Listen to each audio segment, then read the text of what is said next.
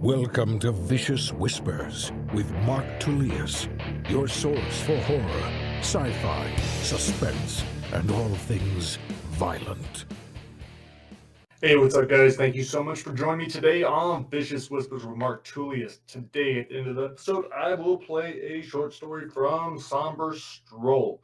That one will be safety first. Wasn't sure this morning, but then my son and I went swimming because he stayed home sick. And that's where that short story was created, in the backyard. So why not play that one tonight for you guys? Hopefully you will enjoy it. It has been a pretty awesome week for me. Just a lot of cool stuff coming together. So I did go to the Rammstein concert on Friday with my buddy Nato. That was awesome. It was a great show. Sounded awesome. But to be honest, we sat way too far away to even really enjoy it. I don't know. It was kind of cool it was cool to be there, to hear it all, to see it. But I don't know. I need to be up close. That's why I'm really excited about Knotfest. Knotfest, we have super good seats, and my family and Fortunato, he's going to come with us too. So it should be awesome. So that's going to be much better. I want to be part of the show. I want to be close to the music. I want to be close to the stage. That's what I would always try to get as close to the stage whenever I used to go to shows when I was so old. And that was another thing with the show too. Everyone was sitting down, including myself. Like everyone behind me was sitting, so everyone in front of me was sitting. So I was just sitting. The chairs rocked a little bit. I was like, God damn, we're all just old people here. But it was also cool to see how many people, like what a diverse crowd it was. Fortunato pointed that out to me. Like so many different types of people that all are listening to a German band. I don't know if any of their songs were in English that night. I don't think so. So I'm not sure how many people speak German. I definitely don't. I was able to understand a good amount of the lyrics, but that's probably only because I've heard them so many times as well and studied lyrics and all that. But it was cool to try to listen for that too, to try to explain a little bit of it to Nato when he cared. He was probably tired of hearing me talk about it.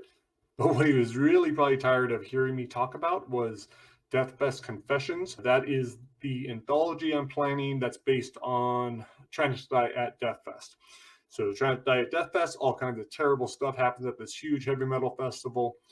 For the Dethfest Confessions, I'm inviting several of my friends to write short stories, and they're each going to be a band member that survived. So I'll have all 12 bands that are featured in the book.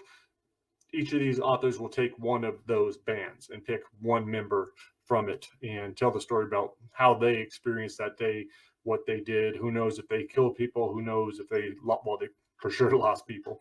So it'll be interesting to see what happens. But right before the concert, I got in acceptance from one of my favorite writers. So I am very excited about that. He will be the headliner. I don't know all of the authors yet, but I know quite a few, and it's going to be awesome. So very excited about that. I'm still probably a month away from finishing that up with Glenn, the Trying to Die at Dethfest. So I have a meeting with him in half an hour. So we are going to be discussing that. He's working on cleaning it up. What is nice is I have been able to set that to the side because I just got back. I Try Not to Die back at Grandma's house, which is the basis for the board game. So I'm finishing up that short story. Luckily, it's short. I still need to add probably another 3,000, 4,000 words and clean it up some more. But that will almost be ready. Then I'm also thinking about the game. I'm going to get serious about that. But yesterday, John Palisano gave me back Try Not to Die in the Wild West.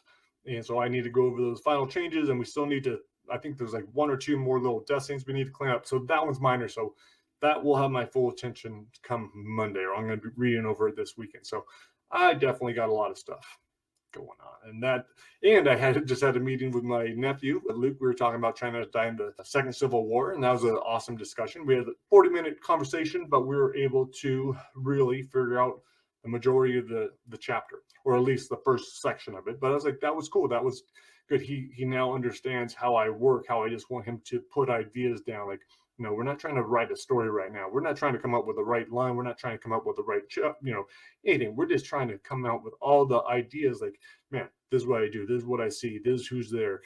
This is how I feel about my brother. This is how I feel about this. I was like, what are these things? Like, let's get all that out. I was like, and once we get all that out, like the story is just going to start to unfold, and then we'll go deeper on every pass. So that was a really cool exercise to do with him. But yeah, everything is full speed right now. Another thing I'm doing, I'm being very proactive with my career because I realized I haven't been taking advantage of social media at all. I'm still probably not going to, but I'm doing a much better job. And especially when it comes to TikTok. TikTok is something that I had played around with a little bit, but I've always had just such a negative idea of it in my head that I just didn't want to post on it and or wouldn't think about it. And so I had been going for a little bit and then just completely will stop. But I told myself, I was like, okay, for at least 1 month, I'm going to do it correctly. I'm going to look at some articles on how authors should use TikTok. I'll try to follow the advice as much as possible. Throw in a couple extra swear words probably because I have a potty mouth, and see what happens. So we'll see if it makes a difference. But I realized, and what I kept reading was it's like it's free advertising, free marketing. Every video you're insured 200 views, so that who knows how many people you're going to reach. Anyhow, it has made me a little bit more focused. Instead of it taking up more time, I think it's just having me more focused, more thinking more about my business and getting my book into the hands of you wonderful readers and listeners. It's all about being discovered, but if I'm not sharing my content, if I'm not putting stuff out there, then I'm only hurting myself. So I am working on that. So far, it's going great. If you are on TikTok, please come and follow me. Probably it's author Mark Tullius or Mark Tullius. I don't know. There aren't not too many Mark Tulliuses out there, so you should be able to find me. Marco Tullius is a distant relative in Germany. You could also look him up. I don't know if he's on TikTok or not, but he's an awesome bassist and musician. So check him out too. All right, guys. Anyhow, TikTok. So Derek has been active. He's done a couple videos for me, showing off the new Ain't No Messiah. Well, it's not a new shirt. It's a new shirt for him. Ain't No Messiah shirt. And he was plugging the book. I think every week, maybe I'll have him do a different book. I am looking for ideas of different things you guys would like to see. One thing that I thought would be cool, I almost forgot to thank Ashley Santana for the Thing in the Labyrinth book club that we did for Brightside on Sunday. That was super cool. It was really hard for me to go back and read Brightside, partially because, well, I enjoyed it. I still enjoy the story. I'm obviously biased, but I was like, okay, I still like the story, but reading my character and what I did with him and how dislikable he was, I'm like, oh man. But it was really cool to hear everyone's opinions on him and how he changes in the book and what we're looking at. So, but I was very impressed with how Ashley dissected it. Great questions, very thoughtful.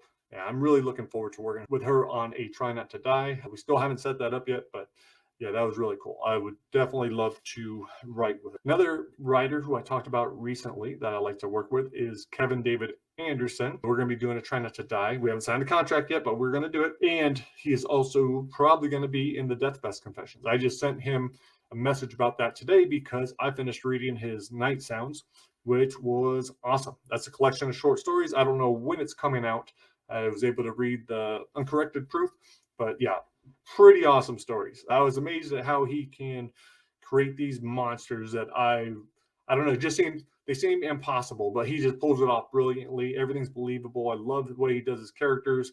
Action scenes are awesome. So again, if you like my writing, I bet you're going to like his. I already said how much I enjoyed Midnight Men. One of the short stories in Night Sounds is one of the Midnight Men short stories, Earl and Dell. So when that does come out, I'll let you guys know so you can pick it up. But for sure, look out for Kevin David Anderson and his stuff. There's something else I want to do before we get to the short story, and that is reader questions, Facebook questions. I don't know. And I decided why not film this so I have some content for TikTok as well.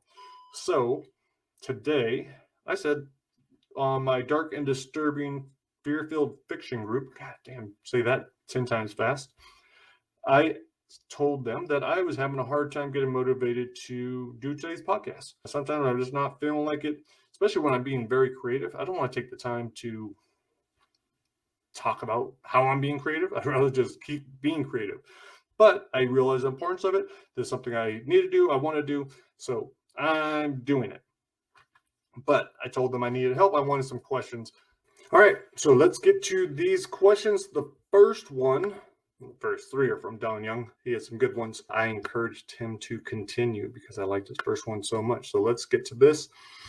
All right. Don Young asked, okay, if you're trying to escape a homicidal madman, which member of your family would you sacrifice to save the rest? That's kind of a tough one. Only because I've given this a good amount of thought because I've had this conversation with my son. He's always want to know, is like, hey, if someone's going to kill either me or Liv, who would you save? And then he tells me why it should be him because he's younger, he's less likely to survive and all that. But that's also, okay, she's already gone through this stage of life. She's more likely to live longer. She's better suited for the future. So that's a tough one. Or, and then if I were to sacrifice their mom, how are they going to feel about that? Will they hate me? So I guess I could sacrifice myself. I don't know. No, he said, which member of your family? If I could sacrifice myself, I obviously would do that first. If not, I would go wife. I don't know. I can't say who the other person would be. Oh, that would probably be my daughter. Maybe. I don't know. No, I couldn't do it. I don't know. I couldn't do it. I couldn't kill any of them. But that would suck to watch all of us die because of this homicidal madman. But I'm also not sure how sacrificing one of us is going to save the rest. Like maybe do I have to sacrifice her myself or him? Because I haven't decided yet. Or is it offering? Not sure how this dynamic is going to work out. So I'll just go with the answer as my wife. Okay. Sorry, Hank. I don't want to sacrifice you. He's asking the question. Okay. Now, number 2. What do you have within 5 feet of yourself? At this moment, you could use to fight off a home intruder. This is awesome because I have a lot of things here. First off, I would hope that I would be able to beat the shit out of a home intruder. But if they have a weapon, I wouldn't want to chance it no matter what. But if they had a weapon, for sure not. But luckily, I have 2 huge maces. They're not in a good place. Derek is on one of them, like a 54-pound on it one. This one's also pretty heavy, probably 30 pounds or something. Up here, I got some cool knives. They're terrible knives, but they look cool. They're just one of those cheapies that I got from Chinatown one time. So, but those would work. They're not the best. And I should probably put them away so my son doesn't open my mail. But yeah, so probably one of those weapons. There's a lot of little stuff here. There's some glass right here. There's some bars. Lots of good weapons. Ropes. Yeah. So I don't know. It'd be fun to try them all. All right, last question. What is the most traumatic way to die? So chipping shredder while alive, drowning, or burning alive. So I'm going to rule out drowning. I think that probably wouldn't be a bad way to go. We've thought about it quite a bit. Sometimes I practice in the pool. So I'm okay with drowning. Chipping shredder while alive, I guess it would depend on the strength of the chipping shredder and how long I was alive in it. Burning alive seems like it would suck. I tried to do that in a couple different try not to dies, and I always look it up too. Like, okay, what would this kind of burn be like? How long did it take to burn through this layer of blah, blah, blah? So, yeah, I don't want to be burned alive, but being stuck in a shredder, that would probably suck too. But I'll say burning alive. All right, so those were Don's questions. Don, thank you very much for that. Now, Emily Haynes said, did you write a book with your daughter? Yes, I did. But my daughter and I are both ashamed of it, and she asked me not to sell it anymore. That is Puzzle at the Preschool. Not because it's terrible. It's not a good children's book. It's not a great children's book. She asked me to take it down, to not sell it anymore. She doesn't want that attached to her name.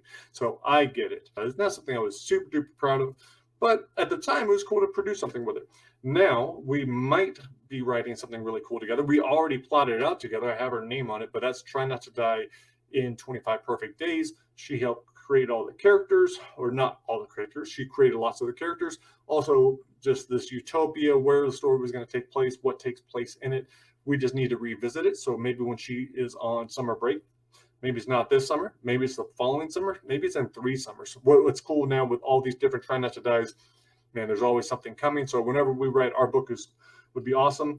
And then I don't know if we will ever get to it, but she also helped me design the fantasy trilogy that I have tattooed on my back, a picture of it. So that's all been kind of plotted out, characters designed. Those are all done with her. So that would be really awesome to complete those with her down the road. But yeah, maybe it's going to be a while before we do that. She's only 14, incredibly bright, reads all the time. So she could do it right now, but if we were to do it in 2 years or 3 years from now, it's just going to be that much better. So not sure when it will happen, but I think that will happen. All right, that wasn't too bad. See, this whole TikTok thing isn't terrible. I just got to spin it the way I can have fun with it. So I think that's what it is. As long as I'm having fun with it, then it's all good. So, and I will keep doing it.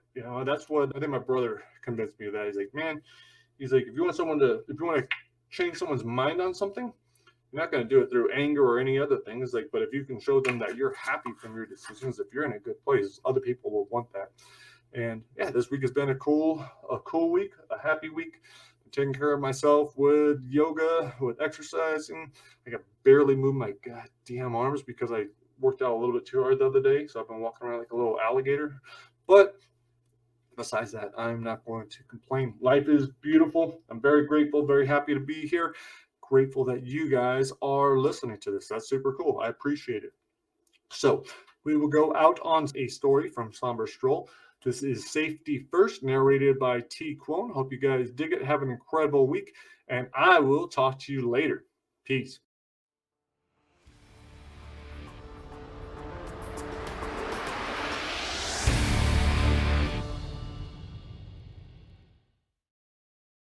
Safety First.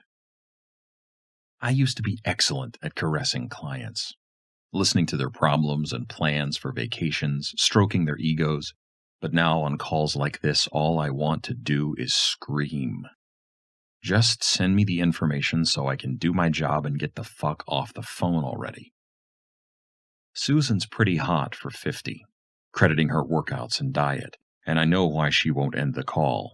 She's lonely, and she's attracted to me. Or at least the old me I pretend to be when I'm on the clock. I'd feel better going over this whole thing in person, she says. Maybe you can stop by my office Wednesday? We can do lunch. I consider inviting her over to the house, 9 o'clock, after Ashley's asleep. But I'm so disgusted with who I've become I can barely speak. I tell Susan, sure thing, even though we both know I'll cancel. It gets me off the phone, out of the office that used to be ours, but is now only mine. Ashley no longer needs it, being officially out of the workforce. Downstairs, there's a clash of ninjas and dragons battling. So much for only allowing educational programs. My laptop's on the couch where I left it, but someone has shut the lid. I don't say, what the fuck? But I'm thinking it. Come on, Braden, you know better. Ashley is caving in the cushions a few feet from my computer right where I left her 2 hours ago. Her fingers keep flipping down her phone, her lost-at-sea blue eyes mostly blank, looking nothing like my college sweetheart she'd been half a life ago. She doesn't even register my presence. Braden's not curled up beside her, eyes glued to the giant screen like I expect.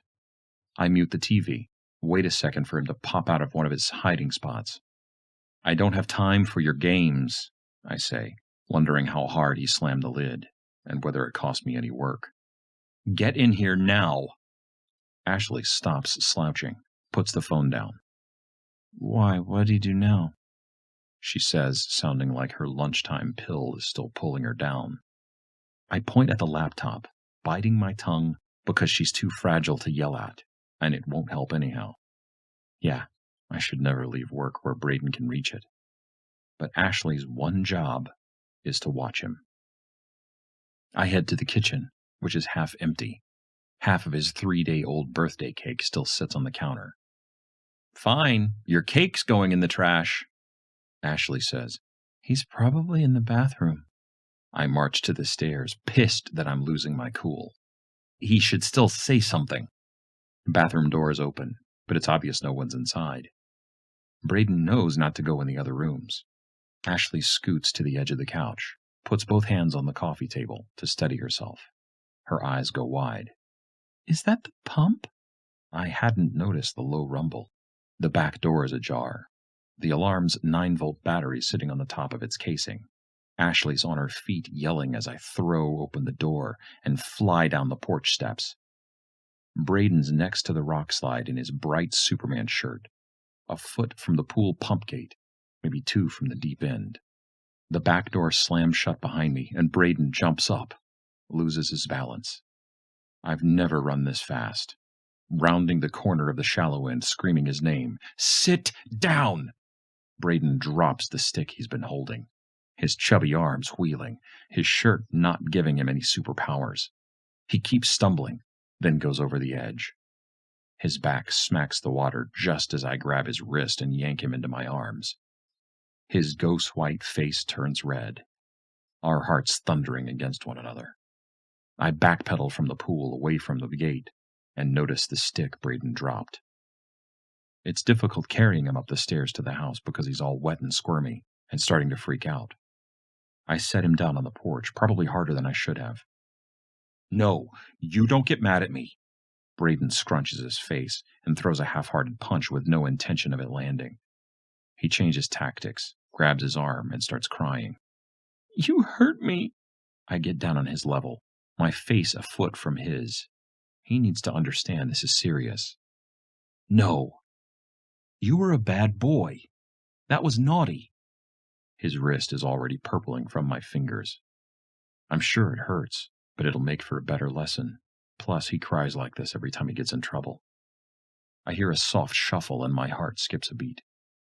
I stare over Braden's shoulder at the closed gate, but the shuffle comes again, and I realize it's coming from right behind me. Ashley's walking away, her slippers dragging on the kitchen floor, leaving the parenting all to me. I keep my hands on Braden's shoulders, hold him in place, the water puddling around his feet. What were you thinking? You know you can never come out here by yourself. He can't stop crying. I take a breath, trying to maintain my composure. What were you doing? Why did you go outside? Why did you have that stick? He sucks back snot, shows me his empty hands. I don't have no stick. You never ever come out here by yourself. You can get really, really hurt. Braden holds out his hands to show all of himself to me as proof. I'm fine. This time you were fine. This time you got lucky. You fall in that pool and you'll drown. You'll die. Do you understand me? Braden nods, and now both of us are in tears. I hear it then. It sounds like sandpaper on steel. A rough shuffle behind the gate, but it might be the wind through the trees. I can't tell if Braden heard it, but he's looking in the same direction. And you never open that gate. You understand? It's dangerous back there. He salutes and says, Yes, sir. Not like he's being a dick, just something he got from one of his cartoons. I take a deep breath, blow it out, and wait until he meets my gaze. I love you, buddy, but this can never happen again. You come out here again on your own, and you might not ever see Mommy and Daddy again. Ever.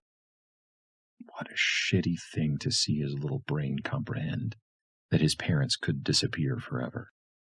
His eyes are too shiny, so I look at the gate. The goddamn gate.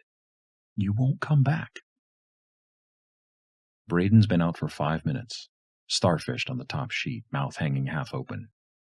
I whisper, Daddy loves you, and kiss his forehead, pressing my lips against his smooth skin for several seconds. I wish him no nightmares, and ease out of the bed, and creep across the floor, taking my time securing the child-proof gate. Braden's been able to open it since last month, but at least it slows him down. If he wakes and I'm not around, he knows to go to Jessica's room. That door's closed, but I don't bother opening it to check if Ashley's already passed out on the bed. I never say anything about it. We each deal with it in our own way. All the lights are off, and I leave them that way. From the closet, I grab the sleeping bag, blanket, and lantern. I pop out the 9-volt at the back door and slip outside, careful that the door doesn't bang shut. It'd be easy to fix the door so it closed quietly, but Ashley won't change a thing since Jessica left us.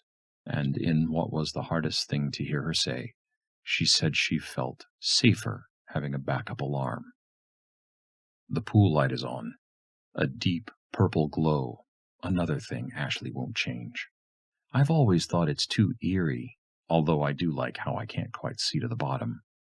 I can't tell if Jessica is staring at me from down below. It's why I don't come out here during the day. I don't want to see my little girl, always a 4-year-old. I know she didn't drown, and I know she would never have left us. I know what took her, but I'm such a fucking coward I can't say it. The gate has been opened. Something Jessica could only have done on her tippy toes, or with something like a stick to undo the latch.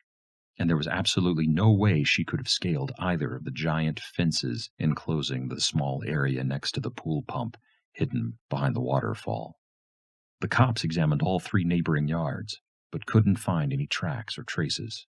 Jessica hadn't left that way, voluntarily or otherwise. I break the trance, my gaze on the gate, and set the bundle beside the storage bench. I unlock the bench, take out my bong, pack half a bowl, my ears listening for everything, but nothing coming over the hum of the pump. It feels safer back on the porch, where I take a huge rip, hold it, and blow it out with all the stress, weight melting off my shoulders. This has been a rough week even before today. Braden's birthday will always prove difficult. It sucks for him, but there's no way that'll ever change. He shared Jessica's birthday. It was like Ashley jinxed her, setting up Braden as her early replacement. The pump shuts off at 9 o'clock. It takes a few seconds to adjust my hearing. I take in the night. A bird, someone's TV, the Brewster's goddamn yapper. Nothing from within our oasis. Everything is beautiful, but we owe more than it's worth. Ashley hated our backyard before the remodel, and stepping outside made her sick. The loans were a calculated gamble based off what had been a positive trajectory, not the horror that would follow. There's still plenty of green in the bowl, so I give it my all, take in a bit more, and hold it. My heart slowing, my mind slowing, my senses on full alert. The stream of smoke slithers free, a tendril withering over the water. In front of the gate, 43 steps away, probably double that number to a 4-year-old. I know the motherfucker's back there before I hear it, a jolt to the system before the sandpapery slide. Fuck. Fuck. Fuck. I lock the back door, lock up the weed, and turn the waterfall on low so the neighbors won't hear any talking. I need to get moving. The side gate leads to the driveway. I take Ashley's black BMW, the one that just sits there unless I use it for something like this. It's not the best for blending in, but it lets the girls know I'm serious. South side isn't far, and I know the way. The first time I offered a homeless guy the backyard to sleep in for a week, saying it would give him time to make his life a little better. Maybe he assumed there'd be sex involved, so I can't say he wasn't just a cheap hooker. But homeless guys really aren't safe, so I headed a few blocks north. There's always women down the street from the strip club. Last time it'd been easy. The tatted redhead so high she was down for anything. I was in such a panic last time that I hadn't been thinking about what would happen if I got pulled over with a hooker. I hadn't worried about what it'd do to my family, my job. I'd have nothing left. But now I understand the risks. And I know exactly how I'd end it if that ever happened. By strapping dynamite around my chest and hugging the pool pump goodbye. There's a tall blonde at the bus stop. I tell myself this will go just as smooth as the last one, and force a smile when she sticks her head in the window. Her hair the kind of brown that looks just as dirty as it smells. If I let her in the car, I'd never stop worrying about Braden crawling around and catching a face full of lice. I make a right 2 times and pull over by the alley. A woman who looks built for her black miniskirt steps out from the shadows. Bends down so I can see her rack. Too good to be true. I ask for directions to the nearest gas station and wish her good night. Odds are she's a cop, and I can count on her not calling it in, telling her buddies to keep an eye out for me. On the corner, there's a thick brunette in tight jeans and tall boots, a leather jacket covering up the rest. I pull over and say hello. I can't really make out her face in the shadows. Her voice cracks when she asks if I want to have a good time. I say I'd love to, and lean over and pop open the door. The way she slips into the car is too forced to be sexy, especially for someone who looks to be pushing 40. Her hand's on my thigh as soon as I drive from the curb. I hate that it actually feels good to be touched. "You can park on the next street," she says, "or get a room. Depends on what you want to spend." "I'm not worried about the money," I say. "My place isn't far from here. I want to go there." She really checks me out, pretending like she'll pass up a paying gig that's already cleared the car light reveal, and especially with someone nice who can make her feel special. That's why the first girl I'd ever been with decided to fuck me. My brother and his buddies each pitched in $10 at his bachelor party for her to blow me.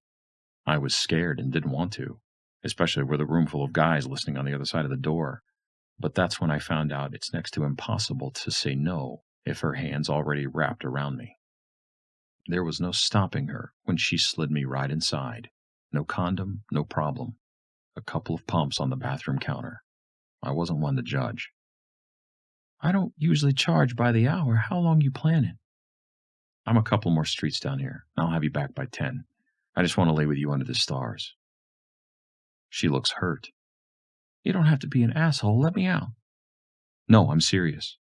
I hold out my hand. Flash the ring. "I've got a wife and kids. I need to do it this way. I'll pay for your time." She sits back, blows out a breath. Says she's married too. This was temporary. Something not so great to prevent something worse. With a raspy chuckle, she says, "At least I'm getting back in shape." I make a left on my street, driving slowly to make sure none of my neighbors are out. I cut the lights and pull into my driveway, coast to a stop. "Wow, this is yours?" Her dark eyes brighten, and I wonder if she just thought of blackmail. I take her hand and wait until she looks at me. "What's your name?" She starts and stops like she's considering the truth, then sticks with a lie. "Darla." I do the same and say Danny, so she doesn't feel bad. "Look, I'm trusting you. The waterfall covers a lot, but absolutely nothing above a whisper." I take $200 bills from my pocket and hand them to her. "Can you do that?" She squeezes my hand, the money disappearing inside her handbag. "Of course, Danny. We'll make this nice." I turn off the car, walk Darla to the backyard, hand her the blanket and sleeping bag, turn on the lantern for her like a gentleman. Behind the gate, there's plenty of room to lay down. "Why don't you get comfy, and I'll get another 100? I'd like to keep you until midnight." Darla gives a thumbs up and a crooked smile. Tiptoes across the concrete. I unlock the back door, lock it behind me, confident Darla can't hear over the waterfall. She's going through the open gate, and I stare as the lantern's light creates a brilliant backdrop behind the rocks. I leave on the porch light and head upstairs, creep past Jessica's room, and enter Braden's. He's still a lazy starfish, but his head's now facing the foot of the bed. The floor squeaks and he moans, but keeps his eyes closed. I whisper, "It's okay. Daddy's here." The dust on the blinds sticks to my fingers. I peek out, seeing only rock, fence, and waterfall in the shine of the lantern. The light flickers off and on, off again, then stays that way. I close the blinds so I can pretend Darla changed her mind and hurried home to her husband. I'm not a heartless bastard. I'm doing this out of love. I slip out of my clothes, snuggle beside Braden, and hold him tight. It doesn't feel like such a lie when I swear I'll keep him safe. It's 10 o'clock on a Wednesday, and I should be at my desk, but I'm on the couch. Braden's bored, all because Ashley's migraine is back, and she's treating it in bed. I accept I can't do anything that requires thought, but even filling out forms can be tiresome when someone keeps begging for ice cream. Braden's over by his blocks, wearing all black so he can be Batman. He asks me again. I put my laptop down, call him over. You've got to stop. You understand me? I already told you no. I told you I'm working. I want to play. Yeah, go ahead. Knock yourself out. That's what I keep saying. Go play. Let me work right now. The silence lasts a few minutes. Braden asks, Where's Mommy? I want Mommy. Calm down. I already told you she doesn't feel good. We go back and forth, a few sentences on the document, a few interruptions from my buddy. I'm hungry. I'm bored. Play with me. Play with me. Watch me. I am watching. That's why I'm not in the office. I'll play later. No, you're not. Braden nods at the computer. You just say you're watching. Well, someone has to work. That's what I'm doing on the computer. Trying to do, but not really able to do because I keep getting distracted. But I want you to play with me. I will after lunch. I have to get these done, okay? No more talking, bud. Braden's cheeks quiver. Your magnet blocks. Show me what you can do with those. Build Draco a roost. Braden picks up the giant purple dragon he got for his birthday. Roost? His home. Up high. I check for emails, open Susan's file. Show me how high you can build it. Using his super sweet, I'm so cute voice, he tilts his head. Then maybe some ice cream? After your lunch, if you're quiet and let me get some work done. He smiles and sets Draco down so he can build a tower with the magnetic tiles on the coffee table. It's not long before he's telling me to look how high he's made it. I say, but he doesn't stop until I glance over. I might not be all that convincing when I say, it's awesome, and go back to the document I have to deliver by noon. 5 more minutes, buddy, 5 more, and then we can play. The doorbell rings. Probably a delivery. Braden gets to the door before me, pulls it open. First time I've seen him do this. The little dude is getting big. Tommy and Rachel from next door give me a shy wave, say hello, and apologize for bothering us. It's our ball, Tommy says. Went over the fence. They're good kids, and know never to go in the back. I almost say, go on, get it. You're old enough now. Tommy's the same age Jessica should be. I stop myself. Tell them no problem. I'll throw it back over. I lock the door, take the 9-volt out of the back door alarm. Braden's trying to push open the door. No, Braden, you stay inside. He cries, but I don't care. I tell him, do what you're told. I let the door slam shut on him.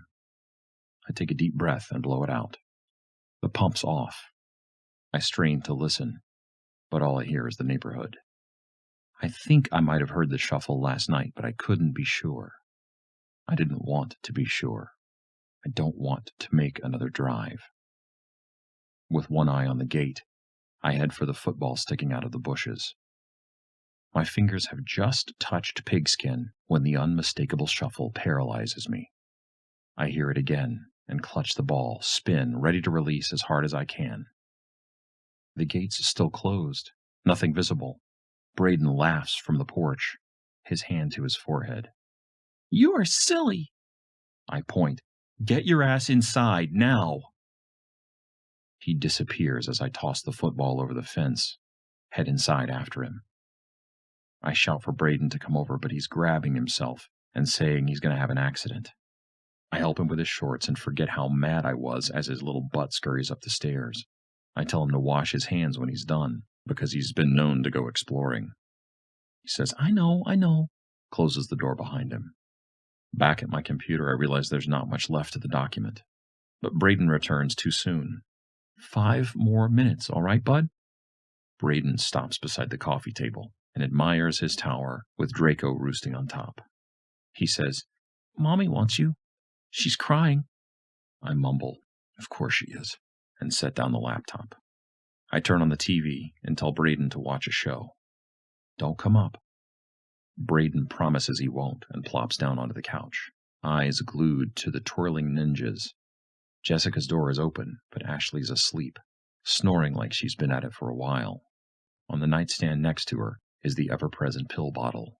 Sometimes I'm jealous of her ability to escape whatever guilt she is feeling, but I swore when Jessica disappeared that I would be present for Braden. With my son, I'd never experienced the guilt of not knowing my child, working day and night with the intention of providing the best money could buy. No, Ashley's escape was definitely not an option for me. I close the door and head back to my computer. Figure I'll get an explanation from my son after I send Susan the file. I mute the TV when I sit down, and then realize that Braden's not on the couch. I don't see him anywhere. It's hard to breathe. I tried not to sound scared when I called Braden's name. Get in here now. This isn't funny. He's not coming, and not making a sound. I spring from the couch, bumping the table in my haste. The tower collapses and Draco falls, grazing my hip on his way down, higher than the handle on the pump gate. I sprint to the kitchen. The fucking 9 volts on the floor, the door's cracked open. I pray for mercy and bolt out the door, down the steps, freeze by the storage bench. Braden's standing in front of the opened pump gate, peeking in to look behind the waterfall. Braden! Back up! Now! Get away from there! He does as I say, doesn't look the least bit scared. I run past him, slam the gate shut. I grab hold of Braden's shoulders and shake him. What the hell were you thinking? Sandpaper on steel coming from the house. The slam of the back door. I spin so fast I almost fall. Braden says it's okay. What? It's okay, Daddy. It's just Moogie. He says you give me ice cream. Who's... A piercing shriek from upstairs cuts off the moment it starts. I run for the door, but Braden grabs my wrist, squeezes so hard I'm sure it'll turn purple. No, Daddy, he scolds, shaking his head. Don't! He only needs one. I try to shake him off, but he's not letting me go. Braden warns me. You need to do what you're told, or you'll be next.